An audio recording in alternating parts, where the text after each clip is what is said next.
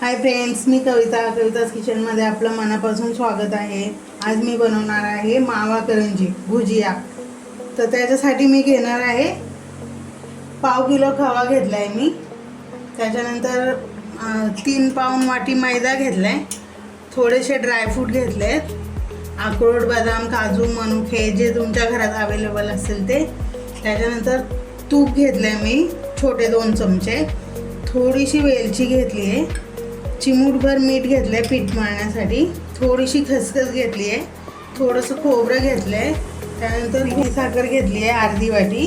त्याच्यानंतर आता मी अर्धी वाटी रवा घेतलाय। चला तर बघूया आपण रेसिपी।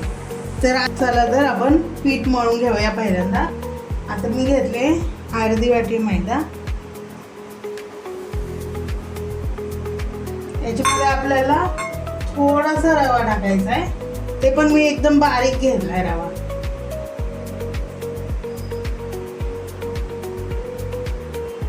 बारीक म्हणजे 2-3 चमचे असा रवा टाकला तरी चालेल, नाही टाकला तरी चालेल, पण रवा टाकल्यामुळे जरा चांगली लागते टेस्ट, म्हणून मी रवा टाकलाय। आता याच्यामध्ये आपण मीठ टाकून घेऊया थोडंसं।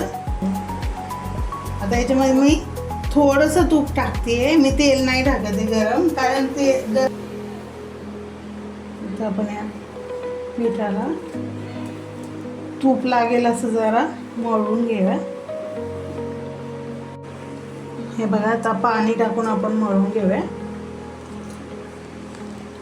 हे बघा, अशा प्रकारे मी गोळा बनवून घेतलाय आता या पिठाचा। जरासं इलसर ठेवायचा आहे गोळा, कारण याच्यामध्ये मी रवा घातलाय ना, तर रवा सुकतो, नंतर घट्ट होतं। आता हे कमीत कमी अर्धा तास भिजवून द्यायचं आहे, तोपर्यंत आपण सारण बनवून घेऊया। हे बघा, आता मी कढईमध्ये तापायला ठेवली आहे कढई, आता त्याच्यामध्ये तूप टाकून घेते। हे बघा, तूप आपल्याला आपण याच्यामध्ये ड्रायफ्रूट टाकून घेऊयात, आता खसखस टाकून घेऊया, याच्यामध्येच आता रवा टाकून घेऊया आपला। तर आपण याला चांगलं भाजून घेऊया। हे बघा, आता आपण याच्यामध्ये खोबरं टाकून घेऊया। हे बघा, आपलं मिश्रण आता भाजून तयार आहे। आता आपण मावा आणि पिठी साखर मिक्स करून घेऊया, तोपर्यंत हे थंड करून घेऊया। हे बघा, मी आता याच्यामध्ये साखर अशी गोळ्या त्याच्या फोडून घेतलेल्या आहे। आता आपण याच्यामध्ये खवा टाकून घेऊया।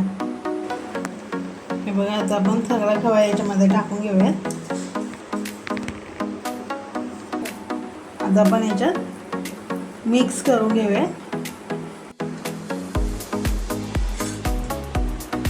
आता आपण हे मिश्रण याच्यामध्ये टाकून घेऊया। हे बघा, आपण मिश्रण आता याच्यामध्ये टाकून घेतलं, आता वेलची टाकून घेऊया। आता हे मिश्रण आपण अर्ध्या तासासाठी थंड करून घेऊया, कारण आपण याच्यामध्ये पिठी साखर घातलेली आहे, त्याच्यामुळे ते पातळ वाटतंय। अर्धा तास भिजल्यानंतर रवा फुगल्यानंतर एकदम सुकं होईल ते। हे बघा, आपलं पीठ आता भिजून तयार आहे, आपलं सारण पण सुकं झालंय एकदम। आता आपण करंजी बनवून घेऊया।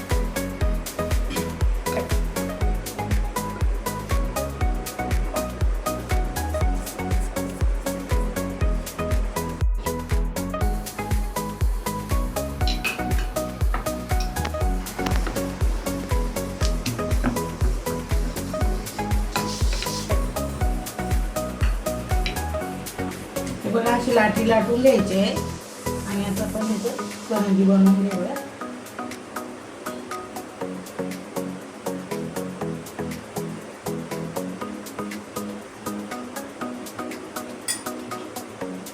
हव्या त्या आकाराची आपल्याला करंजी बनवून घ्यायची आहे।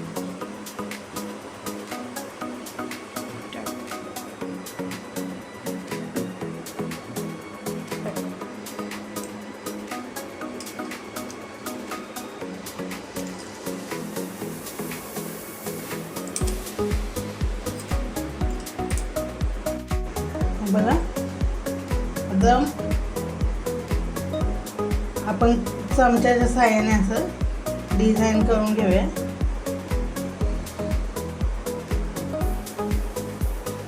हे बघा आपलं अशा प्रकारे सगळ्या करंज्या करून घ्यायच्यात.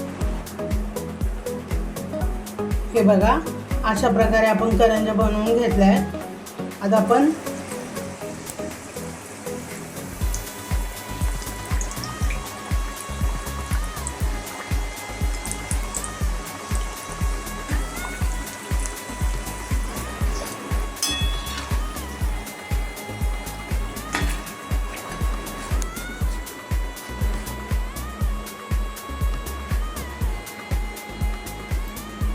तयार आहे आपली मावा करंजी.